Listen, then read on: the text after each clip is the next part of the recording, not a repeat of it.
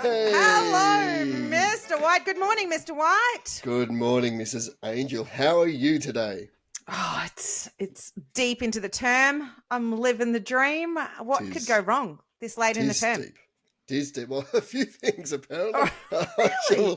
I'm sure we'll get to. Excellent. This time of term, yeah, it's a thing. Remember, you're alive. Yes, that's true. There's always that. Yeah. There's always that. It's good to start with a positive, isn't it? Yeah, correct. Yes. And we will talk about reporting soon enough. Tis the time for the madness of recording. Before we get into that, thank you to Mr. Video Pro and Cameron and all of the crew at Video Pro for hooking us up with all of our equipment to be able to make these glorious sounds in your ears right this moment as you're listening. Also thinking about your reporting woes. But we've got a numbers update. Ooh, You told me some things about what it means to have over 20 episodes. This Talk us is through very, very important. I have on very good advice from a person who is learned in such things that very few podcasts make it past the 20th episode. In fact, I think the number was about 1% of podcasts make it past the 20th episode. What are we up to? I do believe we're swaggering into our 23rd. Oh, look at us swagger. Hey, 23rd. Yes, indeed. Yeah. Hey, 1%ers. We're in the 1%ers club. Absolutely. Congratulations. Well, congratulations. Jess. Great work. Yeah, congratulations to you too. Yeah, and I'm so glad that you brought... How good. Indeed, for getting us through and to our partners for tolerating our jibber-jabber on a weekly basis and letting us go and just talk all things education and a whole lot of other jibber-jabber. Exactly. Yes. And I'm glad that we kicked off with some good news because I also have a confession to make. Ooh. Yeah. Ooh. So my confession is that I did say on our last episode when we talked and didn't interview anyone about some of the stats that were coming through. Oh, yes, they were good. They were good from memory. Very good. Oh, I'd say exceptional, actually. Yeah. I said that we were number 24 in the Malaysian self-improvement charts. It's amazing. I wouldn't have believed it if you hadn't have told me. It's amazing. Yeah. So it's really important that when I am drinking on this podcast that you don't believe most of what I say because as it turns out, it was a 24, but then carry the 0, which was on the next line, which was still a very impressive 240. 240. Yeah. Okay, so you missed an entire digit and thereby overestimated our ranking by a factor of 10. You're a teacher, you're a principal. You deal with numbers every now and then. Yes. Pretty important numbers, I'd imagine. Yes. Okay. Yes. Just wanted to clarify. Yeah. Yes. The good news is to anybody who's ever worked with me and obviously all of the students and staff at my current school, I don't drink whilst at school, which is important. Because I would have seen that 0 on the second line and wouldn't have just rounded it down tenfold to 24 when it's actually 240. But obviously, I always like to, obviously, I have confessed, but there is good news. Yes, because, good news. So the good news is I'm going to put all of this up on our Facebook channel, Teachers Change Lives podcast, just to give you the proof. And I know that there'll be a lot of people on there just supporting me and my little, I missed the 0. It could have happened to anyone. No, what we want is some good little comments from the cheap seats, please. Thank you. Send in some pot shots. Perfect. And well deserved too. I mean, go for it. Just go for it. And so everyone's going to think that I made it up when I said that we were 62nd in the Malaysian charts for education. But I will also put up the proof of that because I do feel like now I do need to provide the proof if I say something on this podcast. I think it's only fair. No missed digits. We're not 620th. We weren't 620th. We were actually 62nd, which is why I thought that of course we would have been 24th in a different category in Malaysia. Fair enough. The great news is that we are self-improvement seems to be our new area because of obviously my significant weight loss. And so I am at So we have made it we've hit the Australian charts, and we are currently 125th in the self-improvement podcast That's good. category in our own country. So That is thank good. you, Thank you, our everyone. Aussie citizens. How good.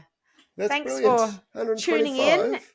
125, absolutely. It's Spectacular. self-improvement, big category. And yeah, happy to be here and talking about not just our educational growth and our educational challenges and all of the success stories, but obviously our personal growth. And obviously my next area of growth is in numbers. So my apologies to anybody who went forth and quoted said numbers that I had said before. Just check the Facebook group wherever possible, just for any proof of anything that I say. I will be posting that shortly thereafter this episode drops. Yes, fact check your data, people. Thank you, Mr. White. It's a good lesson for everyone. Yes, it really is. Numbers are important, and if it's tenfold, don't round it down. But right, seriously, hang on. 125 though. 125 in Australia is fantastic. And it means, I think, that our message is resonating, and that is that we need to celebrate this brilliant profession. And we say it every week, but we need to just keep doing it and making sure that we keep the best people in the job, that can be in the job possible. Stay around, stick in there, because the experience is invaluable in the classroom, and we know that the average teacher leaves is at 5.5 years into their career. We want to turn that around and keep our most experienced, most valuable teachers in the classroom through sharing some fun stories and good stuff that happens. That's right. And our reflections and our growth along the way, because thankfully we grow and learn as we go along and get better and better at what we're doing, and can share that wisdom every day that we get to spend in the classroom with some awesome little human beings. Indeed. So let's talk spiraling upwards. Let's do it. So the question, Mr. White, is what natural personality traits of yours are most useful for you as an educator? Ooh, this is a good one. I think I'm a sharer.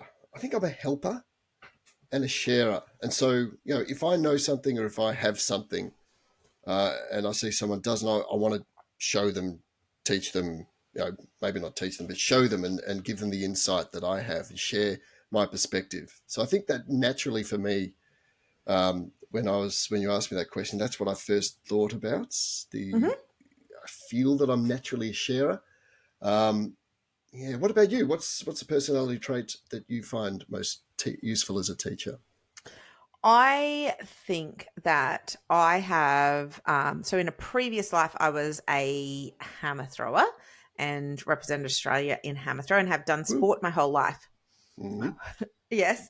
And I think that I was really good at, as part of being an athlete, I received feedback in every training session. I was constantly being told, that you don't spend a whole lot of time when you're an athlete saying that you nailed that. And there's a lot of just feedback on refinements and improvements. So I have gotten very good at receiving feedback. I love feedback. I love giving feedback. I can model receiving feedback really well, and those I expect to be refining and improving every day. And so I think that has helped with modeling for students that how to receive feedback in a way that I don't get upset at receiving feedback. I don't feel it's criticism. It's about I expect to be told refinements, and I give feedback very readily to my students and very readily to my staff. And so I think that they often receive that feedback from me quite well because I'm seeking it constantly and expecting it. Yeah, that's great. I really like that. So it's you learned this through receiving a lot of feedback, and now you've developed the ability to give that feedback as well. Yeah, that's fantastic, because often you get the term "good job," and I remember a friend of mine telling me, you don't tell, or you shouldn't say "good job." It's the most damaging phrase in education. I'm not sure about that, but it does indicate that the quality of the feedback you're giving could be higher. It could be Yeah. better. So why is it a good job? And I think positive feedback is really, really important as well. It give a lot of that because you've got to know the bits that you are doing well. I throw around a term, conscious competence and obviously conscious incompetence. I don't ever want to be unconsciously incompetent. That's the worst place to be. When you don't even know what you don't know. So you want to be aware of the things that you don't know so you can be working on them. Had quite a few staff at the previous school that I worked at that I think became a drinking game anytime I said conscious competence or unconscious competence. So enjoy a drink on me to all of those Springfield staff. Cheers. Thank you, Mr. White. Cheers to you. And yeah, so I do reflection constantly with staff around what we need to start doing, stop doing, and keep doing. And that keep doing is really important to be consciously aware of the good things that we're doing. But so every week the staff give feedback to me and each other on what we need to do for those refinements. So just creating that feedback culture is probably something that I've been able to take from my previous life as an athlete into education, which is a very natural thing for me that I think has probably been helpful in the educational settings that I've been in. I love that. That's great. Now, obviously, this question does beg the opposite as well. Is there a character trait or personality trait that you have had to modify a little bit in order to suit the educational sphere?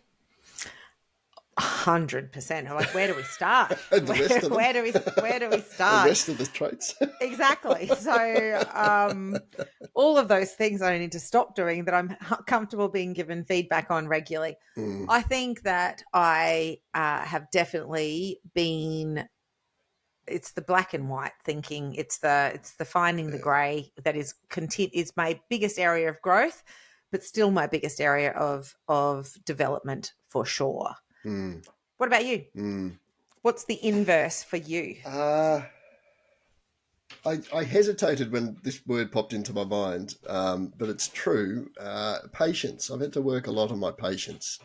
I went through a few years where I was teaching high level a lot.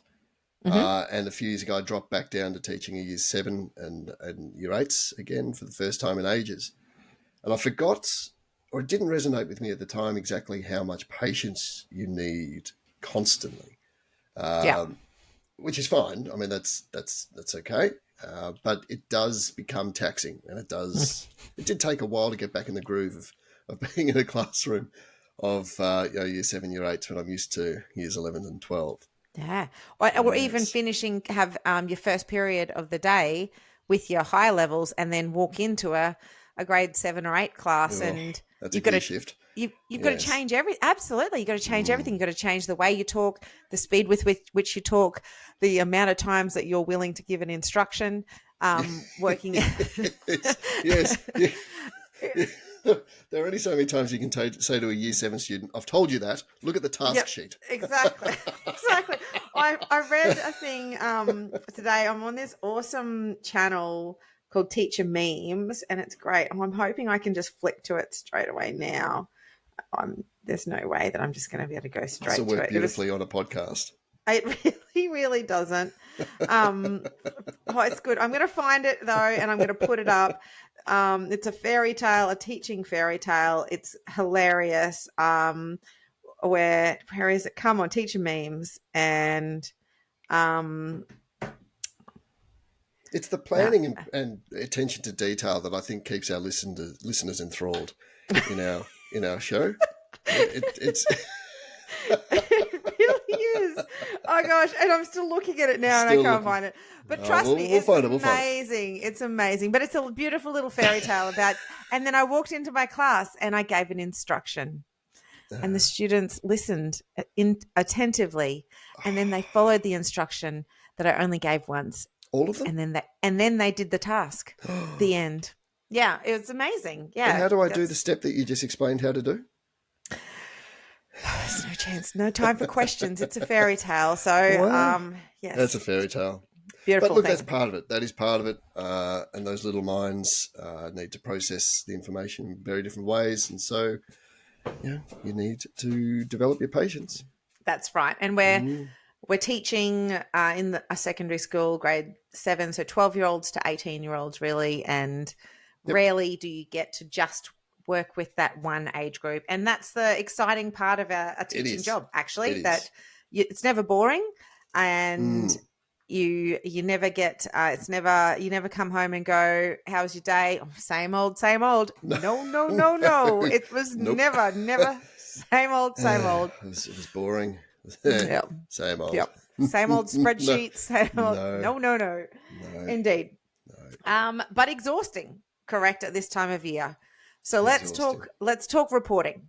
Because yes, reporting. Let's talk about the elephant in the room, Mr. White. Yes, quite a big elephant. Look, it's reporting's tough, and it's the way different schools do it, and every school I've been to does it this way for some reason. You're writing reports at the same time as students are sitting exams, your semester exams. So you want us to write reports while the students are still writing their exams, and then mark their exams, and then possibly, and if you're doing it properly, go back and modify the report that you're given to include the data from the exam. Yeah, that's a lot. It's a lot of work. I'm in the middle of that week at the moment. I've done it enough now to sort of know what to expect it, and I've actually, I don't enjoy it, but I kind of don't hate it. It's draining, it's tiring, but you learn a lot about the students because you're crunching all this stuff in a really small period of time. So you're really paying close attention. You're really concentrating. You're really switched on. But yeah, look, it's a hard time. Yeah, and look, you don't get this up in sunny Brisbane, but in Melbourne at the moment, it gets a bit grayer and the days are a bit shorter and it's a bit darker and everyone's in a bit of mood, and then the sniffles get passed around. Everyone's sort of just that, not quite running at 100%, and the cumulative effect of that in the staff room can be difficult to manage sometimes. Definitely lead to a bit of spiraling downwards as opposed to spiraling upwards. Most definitely. And it is. There's something unique about Queensland, Australia, mid-semester.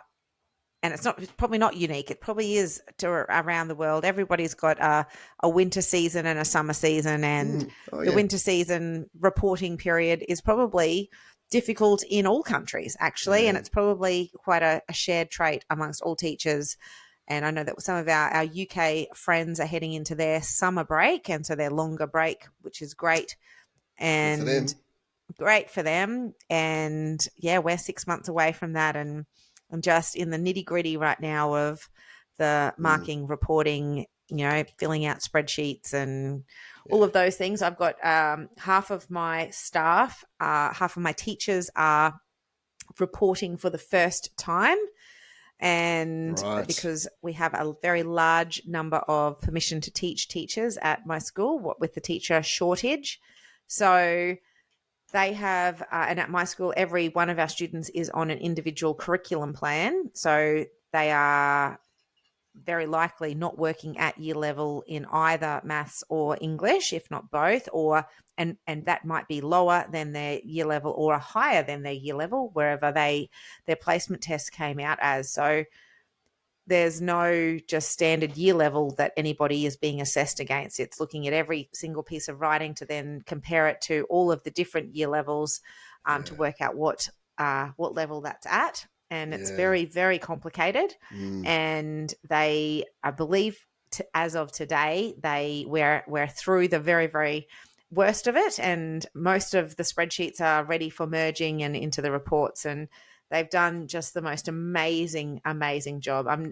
I'm never shocked, but always relieved that they come through it at the end, and you can just see the look of kind of wild terror in the eyes of a first year teacher who's in their first period of reporting. And it's hard to help them through it, because it is something you've got to experience yourself. You do. I think you do. But listen to Mr. White, everybody. So he said that he's done it for a number of years now, and it's actually, he's used to the process. Great information that comes out of it. Lots that you can learn out of it, and it's just a thing. It's just a thing with teaching. It's one of the real tight parts of a term that you need to push through and get through in the countdown to what is your recovery period, which is whenever there is a reporting period. The good thing is around the corner is your recovery period. Hang in there. It's not a chill out and break. It's all about recovery once you get to that holiday period. So not a holiday, it's recovery. It's recovery. And don't forget, well deserved recovery. ChatGPT is a thing. It can write some comments for you as well. But look after each other. Just think about little things you can do for other people around the staff room. The lovely Zara and Chrissy and I went down the other day and just bought some Twix and lollies and chocolate and stuff just to chuck in a pile. It's for people who walk past. Think, I'll have one of them. Just brighten some mood up for a second. Little things like that can really help. Look out for the opportunities. That's beautiful. And if you're a parent listening in, we had the most amazing just little care package dropped into our school from some amazing parents, some cupcakes and chocolates and the like, just to thank teachers for what they're doing and knowing that it's reporting time, because obviously their child had come home and said that it was reporting time. I don't know. And little care package sent into the school. How beautiful. Brilliant. So it's so lovely to work with all of these families, and not everybody has the means to be able to send in a little care package, but please know our teachers are working incredibly hard. Yeah, even just a note would be nice. In no way would that be construed as bribery.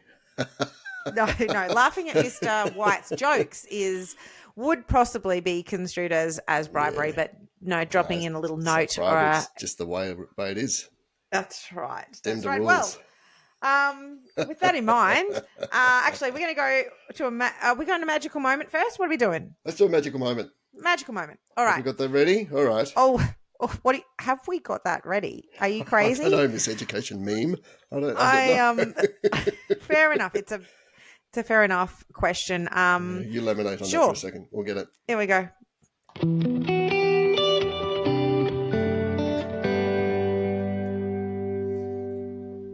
So in short, no, I didn't have that ready. But the good news is that I do now have something else ready, but it doesn't look like it at the moment. But here we go. I was going to play a bit of music, but I'm not going to have background music in this. So a lovely, amazing teacher that I worked with a few years sent this in a while ago. So she said, so this happened 2 years ago when she was teaching Year 10 English, and she was teaching Romeo and Juliet. So she kicked off the term of learning about Romeo and Juliet by playing some music videos that are related to Romeo and Juliet. And then after a couple of them on comes our very own, well, not our very own, Tay-Tay, Taylor Swift. Your girl Tay-Tay, yes. My girl Tay-Tay, yes. Love Story.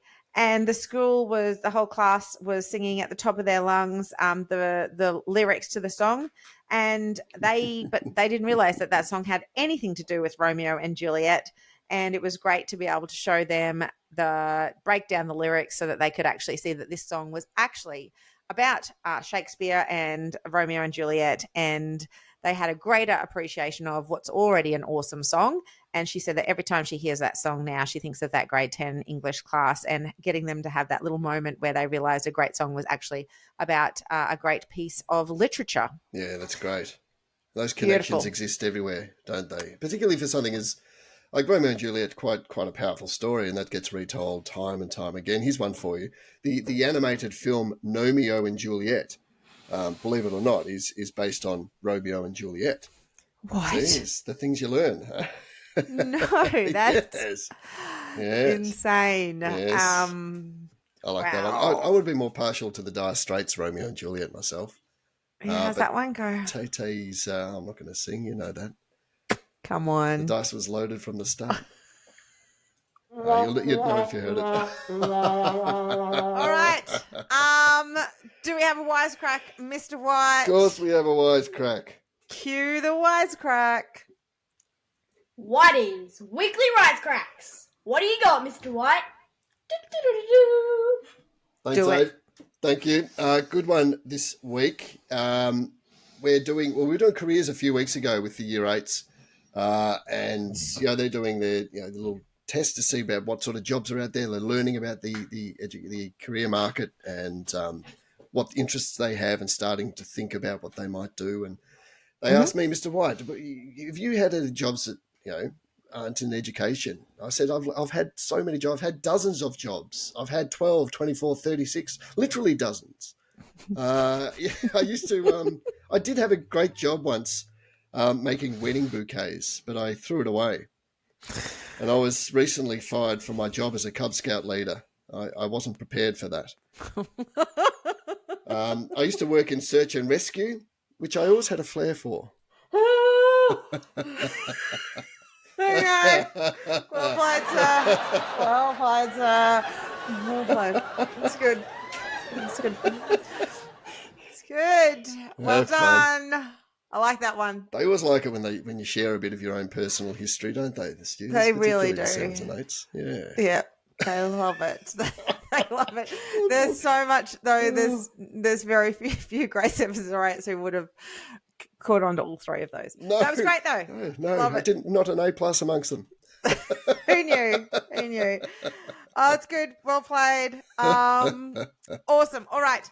I'm going to get ready for a great teaching tale that has been sent in to us from a listener. Here we go.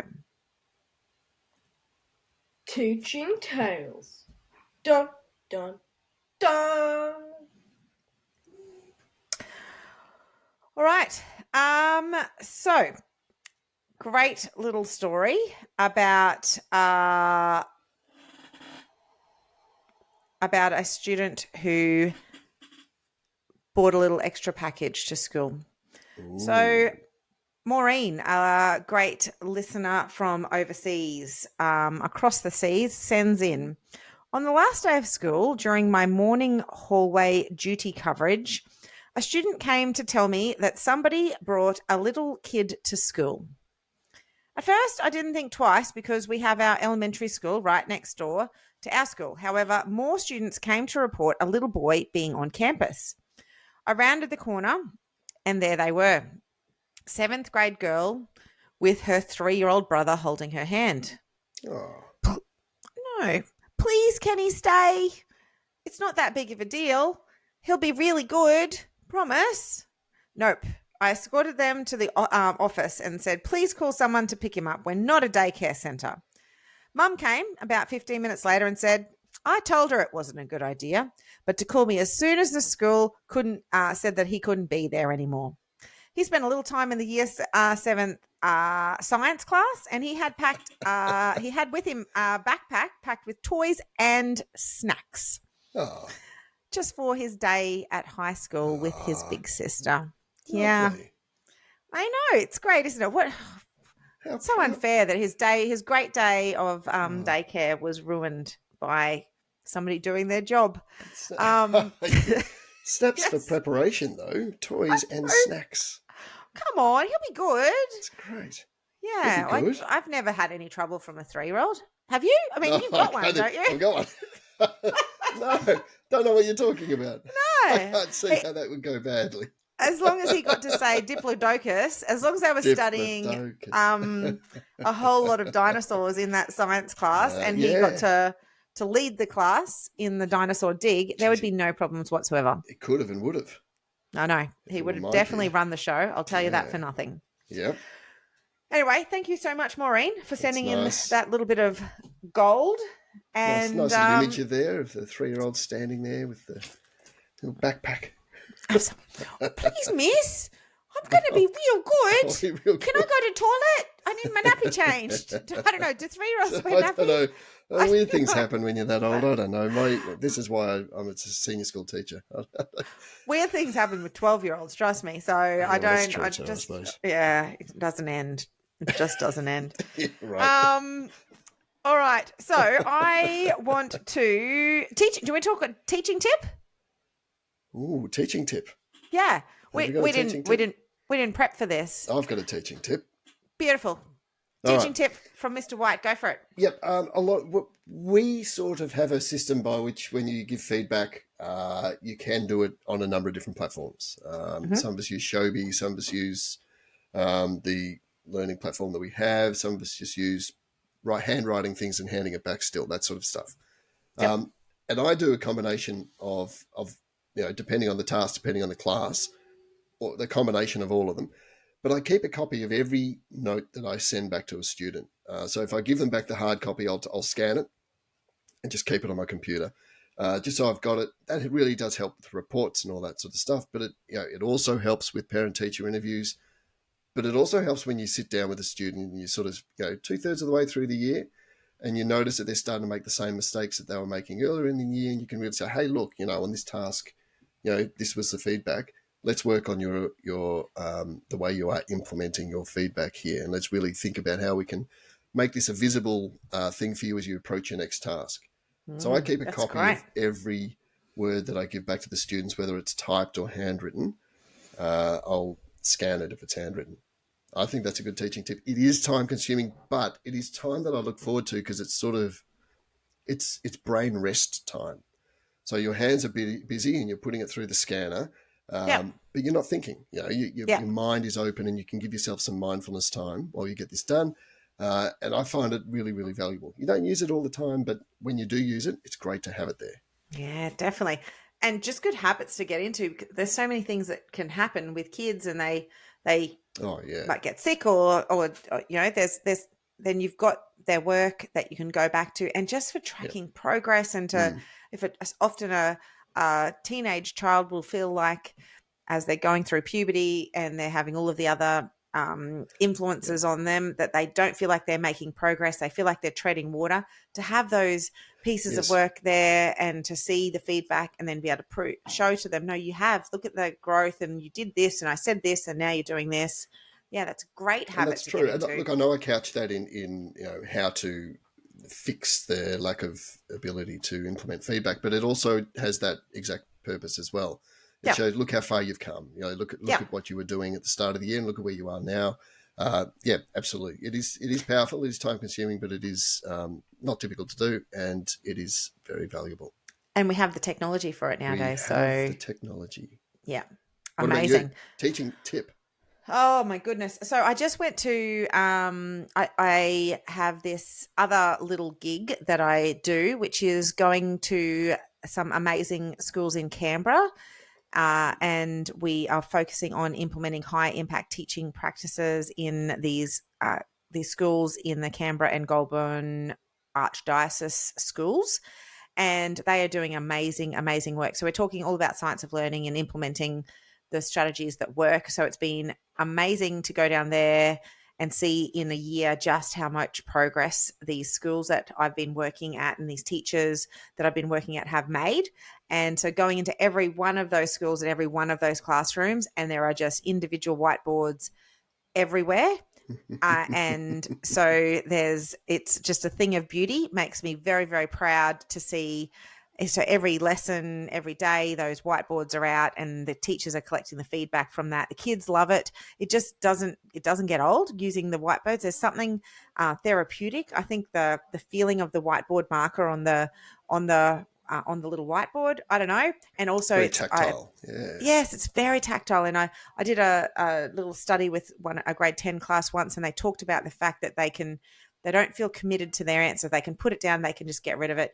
Anyway, so it was so great to see so many of those students down there using that as a strategy and seeing everybody in those schools eliminating hands up. So here is my teaching tip. Create classrooms where it's not a hands up, because when you put hands up, when you say to kids, hands up if you know this answer, you create a classroom where of the kids who know and don't know. Yeah, you're building a hierarchy when you don't need it. Yep. You absolutely are. So there's strategies that you can put in place, and those whiteboards are a great way of not having hands up. I get the students to put their hand up when they have the answer in their head. So that gives feedback to the teacher of who has already got the answer. And then, so you know how long you leave them with think time. And then we have we have random non-volunteer. So paddle pop sticks, or you can have random name generators on a computer. Paddle pop sticks are the easiest and most cost-effective thing to do, doesn't require technology to work, and you've got all your kids' names in there, and then you're going to pull out your random non-volunteers to hear the answers that they have, and then that's giving you feedback from the teacher to the teacher. Do they know this or not? And if they don't, you go, oh, my bad, I haven't taught that correctly. Let me go again. But it means that you don't get to the end of a 70-minute lesson and you think that you've taught everybody, but actually you've taught smart little Sally in the front row, who's always got a hand up answering all of your questions, and also smart little Billy that sits beside her who sometimes you give him a go when Sally doesn't always have the answers, or if she had to go to the toilet. So eliminating hands up wherever possible is my teaching tip, so that you are actually getting feedback from the whole students for your whole class. We do a lot of verbal rehearsal. So if they've got the answer and it's in maths and the answer is 86, and so we're going to get everybody to answer together, and then if your whole class says the answer is 86, you go, nailed it. Or if you hear 86 and then you hear a couple of 46s or 26, you go, let me do this working out on the board. So there's a lot of verbal rehearsal in our school as well, but trying not to just call on little Sally with a hand up is whatever strategies you can put in place there is a really great teaching tip. Yep, that's great. And I've, as you know, I've implemented the small whiteboards in my classes, and they're good fun. They're good fun, and kids you're love right. it. They get excited. They do. I was like, you told me that they would get excited, but I don't think I was quite prepared for how excited they were. Like, they really did get into it. Yeah. At any age, honestly, when I go to obviously my school's only got grade 4 to grade 10, but at the schools that I go to in Canberra, they're from kindy, so little 5-year-olds. They've got their whiteboards out there. They love it, and doing all of their numeral writing and their letter writing and their arrows, and they just love it. So every age, and the grade 12s love it, possibly more than the kindy kids love it. I sent you a photo of my year 10 geography class. Yes, and the cool kids up the back had it written, I love geography. Big smiles on their faces. Yeah. I didn't tell them to write that at all. No. A+. I don't actually think all I of did. those kids, A+s all around. I actually don't think I did. I think they did it off their own bat. They just did it. But they did. They got into it, and that was the end of a session of using it as a way of revising. And, it was great. Yep. Good stuff. It works. Try it, people. It's brilliant. Yep, and it doesn't cost a lot. Just get your pieces of paper, and laminate them. Laminate them. You've got to laminate them. That's right. And Bunnings has a sale on chucks at the moment, I saw the other day. A big, massive roll for like $4 or something. There you go. Probably only for our Australian listeners there. I don't know if there's a Bunnings in Malaysia. Yes. I don't know. No, hopefully, or the equivalent. It's like a big hardware store that's got the cheapest stuff there. Yes. Yes. Go get your chucks, people. Well done. All right. Laminate we're running out of time. Pages. We are. We've probably talked enough jibber jabber. Good jibber jabber, though. Always good jibber jabber. Yeah. Hey, I've got something that I need to pitch. Once again, I've cued this for you really, really well. Is it a knuckleball? What a pitch? It's not a knuckleball. It's a thing that I'm doing, which I'm really, really excited to be doing. Have been asked to go and MC an event. Haven't even told you about this, Mr. White, but I'm sure you'll make the trip. So I am MCing a high tea at the Stanford Hotel in July, and it is a fundraiser for Be Uplifted, which is an amazing charity which is raising money for students, not for students, it's for people who have breast cancer, and it's all about people, not research. So it's about making sure that money, all of the money that raised, goes directly to the families who are being immediately impacted by breast cancer.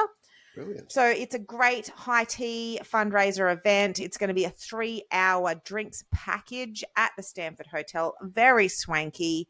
And you will have, obviously, your delicious food. There will be a fashion parade, guest speakers, raffles, lucky door prizes. There'll be a high tea retail marketplace, so some beautiful markets for us to shop at during the event. And you'll have a cocktail on arrival. And obviously you'll get to hear the sweet sounds of my voice for pretty much 4 hours. You'll feel right at home. So this is a Stanford Hotel in Brisbane? Stanford Hotel in the Grand Ballroom in Brisbane, Vegas itself. If you are interested in getting some tickets, bring along your bestie and come and celebrate your friends, your friendship, and just to really celebrate a great cause. So it's www.beuplifted.org.au/events if you would like to get your ticket. They are $89 per head, and like I said, 3-hour drink package and high tea, and just a great vibe to be hanging out with a friend. And what was the date of that again? Great question. Is the 15th of July, 2023. 15th July. Yes. 15th July. 15th of July, yeah. Very Check cool. your calendar, Mr. Very cool. White. You're Should be a moonlighting great on the event. side, are you? Well, it's obviously not a paid Bit of a event. side hustle. A bit of a side hustle. Just want to be involved. Got That's a beautiful link with my school. A parent is running the event, and in memory of a good friend of hers who was lost to breast cancer and has left behind a beautiful young child with autism, and raising money for this great charity who has supported her through her family, who has been left behind after obviously breast cancer has ravaged their family. Oh, wonderful. Hope you raise lots and lots of money for these people. Fantastic. Good thing to be doing. Absolutely. Yeah. So get involved, people, and it'll be a lovely, lovely afternoon, well, morning to afternoon of shenanigans and fun. Shenanigans and fun. Always shenanigans. All right. So get involved. What we would love, we are pushing towards the very end of the term. We are. And we are getting ready for our next season. So we are right now looking for those teaching tales that we can share.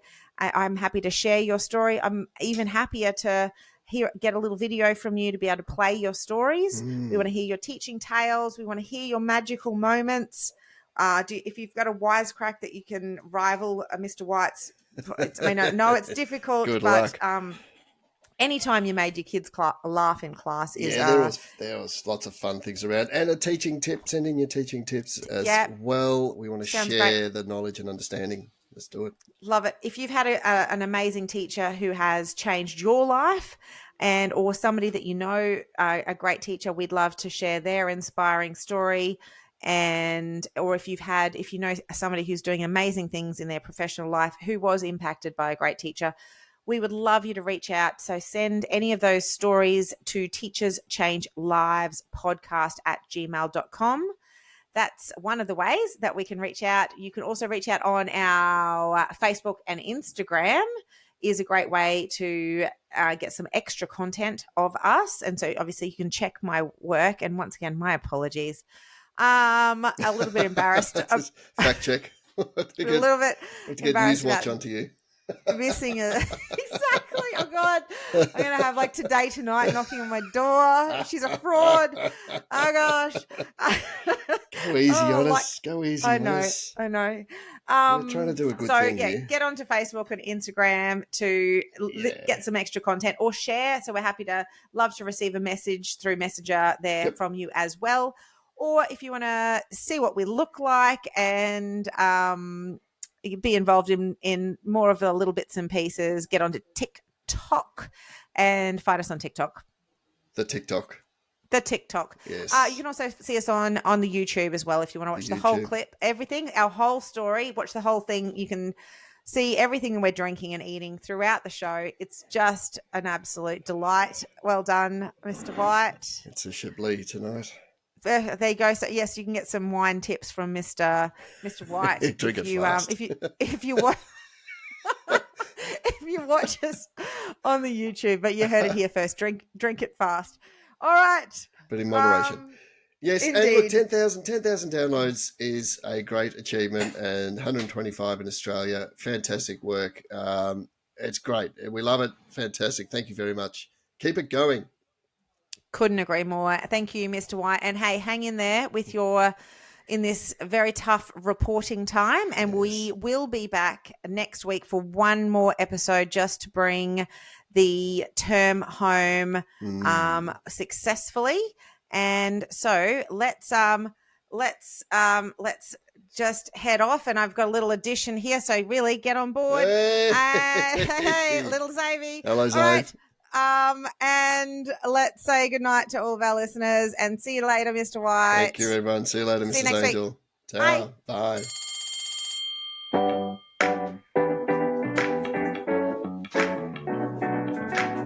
Powered by Riverside.